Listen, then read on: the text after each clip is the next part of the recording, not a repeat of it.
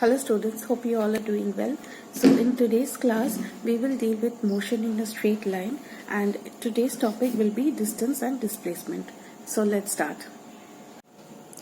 Okay, so motion in a straight line, distance. The distance covered by an object is described as the total path length covered by an object between two endpoints. Now what does it mean? Let's see.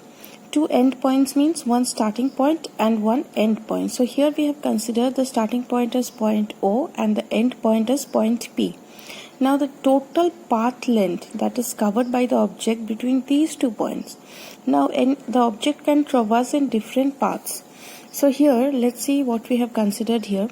So here the object starts from O, traverses a distance of 3 meter, then goes down to 2 meter, then again 3 meter, goes up to 4 meter, then straight to 8 meter, and then 1 meter down and reaches the point P. So the total path length means full path. This full path is the total path length. So let's calculate the distance between the point O, that is the starting point, and the point P, that is the end point. So the total distance will be sum of all the distances.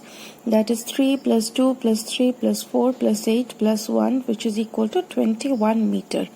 So the distance is 21 meter. That is the total path covered by the object from the starting point to the ending point. Also, distance is a scalar quantity. We have done in a previous class that scalar quantity is those physical quantities which need only magnitude for its measurement. So here we need only the magnitude, that is the 21 meter part. We don't say the 21 meter in north direction, in south direction. Only 21 meter is sufficient to describe the distance of any object. Requires only magnitude but no direction.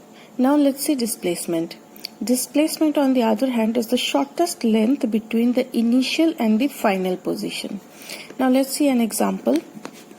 Now here we have considered the start point O and the end point as P. Now the object has traversed in two directions, that is, it goes straight from point O to point P. This is path number 1. And in path number 2, the object goes from here to here 4 meter and then back again to 4 meter to point P.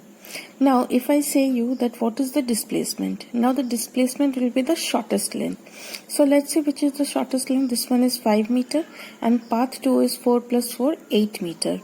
So the shortest length is 5 meters. So this one is the displacement of the body. Now if I tell you to find out the distance of the body, there will be two distances. One is 5 meter and another is 8 meter. So displacement is a vector quantity. Very important. Vector quantity means the physical quantities which require both magnitude and direction. So while writing displacement, we have to give a vector sign. Now let's see differentiation between distance and displacement. Distance, length of actual path traveled by an object. Displacement, shortest length between initial point and final point, as we have seen previously. Distance is a scalar quantity. Displacement, on the other hand, is a vector quantity. Distance, it is only positive. It can only take positive values. Distance cannot be 0. Distance cannot be minus 21, minus 22. It can only take positive values, that is plus. On the other hand, displacement can be positive, negative or 0. Now we will come to these points when we will solve some problems. We will see how displacement can take positive, negative and 0 values.